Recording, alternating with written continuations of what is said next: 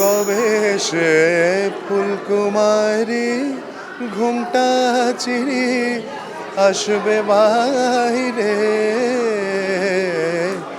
আসেনি দক্ষিণে হাওয়া গজল গাওয়া মৌমাছি বিভোল। জাতীয় কবি কাজী নজরুল ইসলামের লেখা বাগিচায় বুলবুলি এই গানটা পারফর্ম করতে পেরেছি, এটা অনেক সৌভাগ্যের ব্যাপার এরকম একটা অ্যারেঞ্জমেন্টে।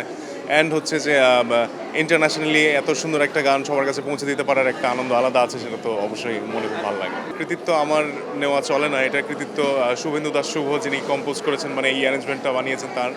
আর সুন্দর গান আসলে সুন্দর কম্পোজিশন হলে যে কেউ গাইলেই ওটা আসলে ভালো লাগে।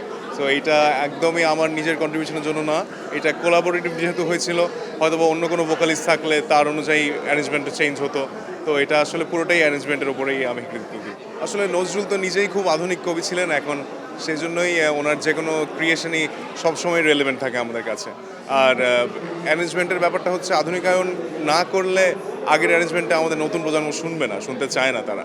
তো আমি যদি তাদের কাছে পৌঁছে দেওয়ার জন্য যতখানি করা প্রয়োজন ততখানি করতে পারার সুযোগ থাকা আসলে অনেক দরকার। নিজের জন্য খুবই খুবই গর্বের একটা বিষয় যে নজরুল সঙ্গীতকে বিশ্বের দরবারে পৌঁছে দিতে পারার একটা কন্ট্রিবিউশন যদি আমার কোনোভাবে করা সম্ভব হয়ে থাকে, তাহলে সেই সুযোগটা আমি পেয়েছি।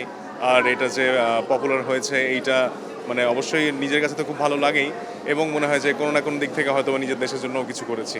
সামনে বেশ কয়েকটা কাজ আশা করি হবে, সামনের ঈদের থেকে শুরু করে সামনের বছর টোটাল অন্তত 6টা গান রিলিজ করার ইচ্ছা আছে। তো দেখা যাক, আর দর্শক শ্রোতা আসলে কোনটা কখন পছন্দ করবেন বা জানবেন এটা তো কেউই আমরা আগে থেকে প্ল্যান করে বলতে পারি না যে হ্যাঁ এই গানটা অনেক বেশি পপুলার হবে।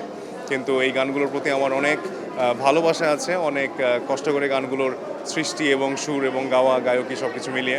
তো আশা করি রিলিজ হওয়ার পরে সবার ভালো লাগবে।